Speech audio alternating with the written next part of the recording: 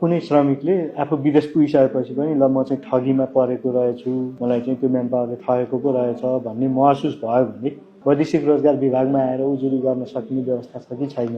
मजाले छ। यसको लागि उसँग भएको कन्डिसन उसले पहिला जानुभन्दा अगाडि जुन कम्पनीको कन्ट्र्याक्ट पेपरमा साइन गरेको हुन्छ, पहिला उसले त्यो बुझ्नु पर्यो कि मैले कति स्यालेरीमा कुन कम्पनीमा के कामका लागि कति घण्टा काम गर्ने गरी के सेवा सुविधा उपलब्ध गराउने गरी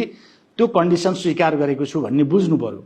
अब हाम्रो विभागबाट स्वीकृति लिँदाखेरि एउटा पेपरमा सही गर्ने, तर बीच बाटोमा त्यो कन्डिसन त्यो पेपर चाहिँ चेन्ज गरेर उसलाई अर्कैमा सही गराउने पनि भएको, त्यस्तो गरेको भन्ने बुझिन्छ कहिलेकाहीँ। त्यस्तो कम्तीमा पनि विभागबाट स्वीकृति प्राप्त गरेको सेवा शर्त सुविधा अनुसारको काममा गए कि गएन भन्ने जान्ने कर्तव्य एउटा सेवाग्राहीको मतलब त्यो कामदारको पनि हुन्छ। उसले मलाई त्यही कम्पनीमा पठाएको छ कि छैन, त्यही स्यालेरीमा पठाएको छ कि छैन, त्योभन्दा बाहेकको कागजातमा सही गरायो कि भन्ने कुरा चाहिँ ख्याल गर्नु पर्यो। यदि विदेशमा गइसकेपछि उसले गरेको त्यो शर्त र कागजभन्दा कन्ट्र्याक्टभन्दा फरक खालको काममा लगाइयो, फरक खालको सेवा सुविधा दियो, तलब दिएन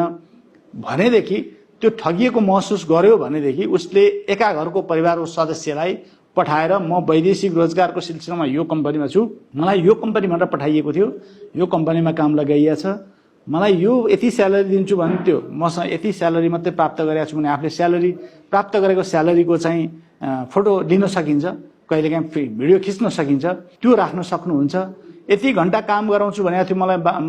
हप्तामा यति घण्टा दैनिक यति घण्टा मात्रै मैले काम गर्न पाएको छु, त्यो त्यति घण्टा पनि काम दिएको छैन र बेसिक स्यालेरी यति हुन्छ भनेको यति मात्रै दियो भन्ने खालका कुराहरू ऊ पहिला इन्फर्मेटिभ हुनु पर्यो, ऊ सुसूचित हुनु पर्यो। म ठगिएको भन्ने फिल हुन्छ र उसले चाहिँ त्यो म यसबाट चाहिँ खुसी छैन भन्ने लाग्छ भने उसले एकाघर परिवारको सदस्य मार्फत यस्तो यस्तो कारणले यसरी ठगिएको छ, मेरो मान्छे उद्धार गरिदिनु पर्यो भनेर उहाँहरूले हामी कहाँ राहत उद्धार शाखामा आएर निवेदन दिन सक्नुहुन्छ।